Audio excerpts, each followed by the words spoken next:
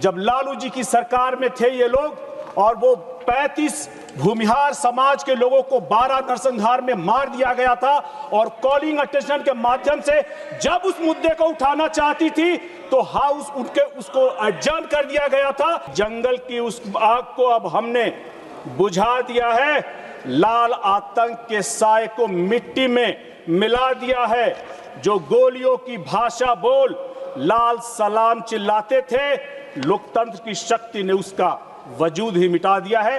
इनके जो माननीय सांसद हैं पप्पू यादव जी ने धमकी देकर कहा था कि हम तुम्हें बताएंगे तुमने इस मुद्दे को कैसे उठाया। जो भी कम्युनिस्ट पार्टी से जुड़े हुए हैं, आपको मुख्य धारा में आने के लिए आप नरेंद्र मोदी जी की तरफ आइए, अमित शाह जी की तरफ आइए और चिराग पासवान जी की तरफ आइए, जो अब लोग भी इस बात को समझ रहे हैं और पिछले चुनावों में इनका जवाब भी इनको मिला है। जिन हाथों में कलम नहीं दिए जाते हैं उन हाथों में बंदूक देना बड़ा आसान होता है कि ये आने वाले समय में जब देश आजाद होगा तो ये कम्युनिस्ट और माओवादी गरीबों को पहले बरगलाएंगे, फिर इस्तेमाल करेंगे और सत्ता का पायदान बनाएंगे। एक विचार से शुरू हुआ यह आंदोलन उनको बंदूक पकड़ाता चला गया। उनके कारण गांव जले, निर्दोष मारे गए, लोकतंत्र को चुनौती दी गई। मैं उस क्षेत्र से आता हूं जहां से बिहार में ये शुरू हुआ सहार, जहां से मेरी माताजी विधायक होती थी, और इनको मुख्य धारा में लाने के कारण अब ये तस्वीर बदल चुकी है और पूरा का पूरा बिहार लगभग नक्सल मुक्त होने की कगार पर है। बिहार में जब 23 जिले इस लाल आतंक के मुट्ठी में थे, तब सासाराम में 100 नक्सलियों ने बीएसएफ के कैंप पर हमला किया।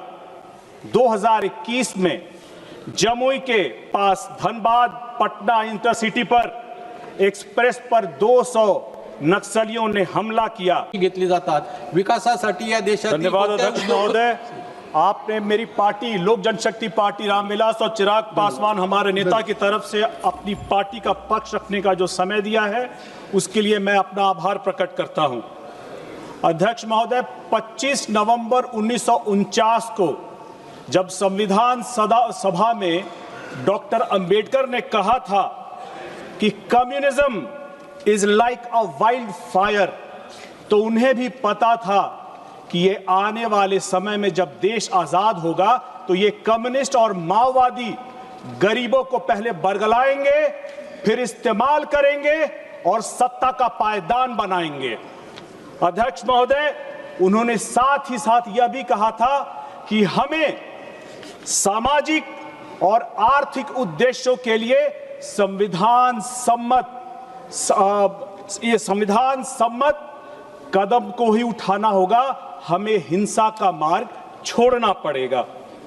एक विचार के रूप में शुरू हुआ यह आंदोलन धीरे धीरे कब गरीबों को बंदूक पकड़ाता चला गया, सिर्फ और सिर्फ इसलिए क्योंकि वो आज इस सदन में बैठ सके, वो बिहार में असेंबली में बैठ सके। हंस रहे हैं माले से आने वाले हमारे माननीय सांसद। मैं उस क्षेत्र से आता हूं जहां से बिहार में ये शुरू हुआ सहार, जहां से मेरी माताजी विधायक होती थी, और किस तरह से जब फरवरी 1992 में जब लालू जी की सरकार में थे ये लोग, और वो 35 भूमिहार समाज के लोगों को 12 नरसंहार में मार दिया गया था, और कॉलिंग अटेंशन के माध्यम से जब उस मुद्दे को उठाना चाहती थी तो हाउस उसको एडजर्न कर दिया गया था। और उस वक्त इनके जो माननीय सांसद हैं पप्पू यादव जी ने धमकी देकर कहा था कि हम तुम्हें बताएंगे तुमने इस मुद्दे को कैसे उठाया। अध्यक्ष महोदय, एक विचार से शुरू हुआ यह आंदोलन उनको बंदूक पकड़ाता चला गया। उनके कारण गांव जले, निर्दोष मारे गए, लोकतंत्र को चुनौती दी गई। 16,000 से अधिक हिंसक घटनाएं हुई, हजारों नागरिक और जवान इसमें शहीद हुए। कांग्रेस की इस पॉलिसी पैरालिसिस, खास करके इस मुद्दे को लेकर के पॉलिसी पैरालिसिस ने इतना विकराल बना दिया कि 2009 में इनके प्रधानमंत्री मनमोहन सिंह जी ने भी इस बात को स्वीकारा कि देश की सबसे बड़ी आंतरिक सुरक्षा है तो वो नक्सलवाद है। उग्रवाद जब अपने चरम पर पहुंचा तो इनके 20,000 काडर थे, 1500 करोड़ रुपए का फंड था, उत्तर भारत में अपना पैरेलल शासन चला रहे थे और दिल्ली में कांग्रेस सरकार बैठ करके सिर्फ कमेटियां बना रही थी।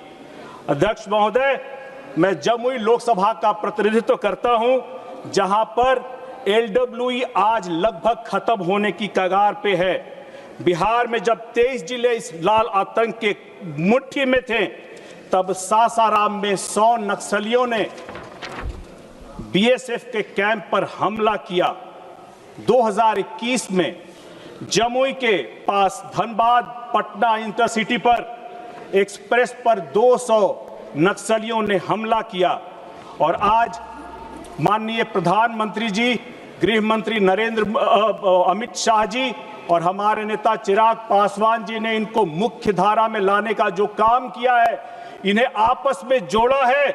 इनको मुख्य धारा में लाने के कारण अब ये तस्वीर बदल चुकी है और पूरा का पूरा बिहार लगभग नक्सल मुक्त होने की कगार पर है।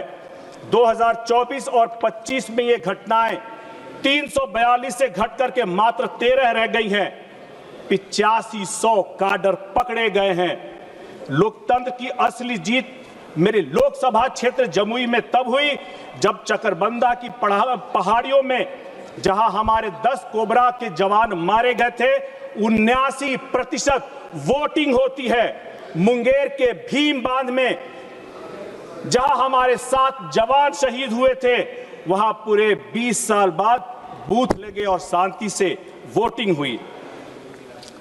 अध्यक्ष महोदय, जिन हाथों में कलम नहीं दिए जाते हैं, उन हाथों में बंदूक देना बड़ा आसान होता है। इसीलिए मैं कहता हूं कि जितने भी लोग अभी जो भी कम्युनिस्ट पार्टी से जुड़े हुए हैं, आपको मुख्य धारा में आने के लिए आप नरेंद्र मोदी जी की तरफ आइए, अमित शाह जी की तरफ आइए और चिराग पासवान जी की तरफ आइए, जो अब लोग भी इस बात को समझ रहे हैं और पिछले चुनावों में इनका जवाब भी इनको मिला है। नक्सलवाद ने गरीबों को लाल सलाम तो पकड़ाया, मगर गरीबी से नहीं निकाला। आज यहां पर जो लोग बैठे हुए हैं, ये सिर्फ गरीबों का इस्तेमाल करके ही, आप बताइए सहार से कौन से लोग आए हुए हैं जो यहां बैठे हुए सदन में आपके अलावा? इस बात का जवाब दीजिएगा सोच करके। अध्यक्ष महोदय, गरीबों के बच्चों को जब ये बंदूक पकड़ाते हैं तो अपने बच्चों को ये कलम पकड़ाते हैं और विदेश में पढ़ाते हैं। समाप्त करें। जब इनको, अध्यक्ष महोदय, बस मैं अपनी बात खत्म करना चाहूंगा कि इनको मुख्य धारा में लाने के लिए सरकार की तरफ से, जो हमारी सरकार की तरफ से जो प्रयास किए गए हैं, उसमें लगभग 12,000 किलोमीटर की सड़कें, 8500 से अधिक मोबाइल टावर, बैंक शाखाएं, एटीएम, नए पोस्ट ऑफिस और जहां जहां आगे बात करके जो समस्याओं का समाधान होना चाहिए वो किया जा रहा है। एकलव्य स्कूल, आईटीआई, कौशल विकास और एसडीजीज खोले गए हैं। अध्यक्ष महोदय, मैं अपनी बात को इस बात से खत्म करना चाहूंगा कि जंगल की उस आग को अब हमने बुझा दिया है, लाल आतंक के साए को मिट्टी में मिला दिया है। जो गोलियों की भाषा बोल लाल सलाम चिल्लाते थे, लोकतंत्र की शक्ति ने उसका वजूद ही मिटा दिया है। आपने मुझे बोलने का समय दिया। मेरे नेता चिराग पासवान और लोक जनशक्ति पार्टी की तरफ से आपका आभार प्रकट करता हूं। धन्यवाद। अभय कुमार।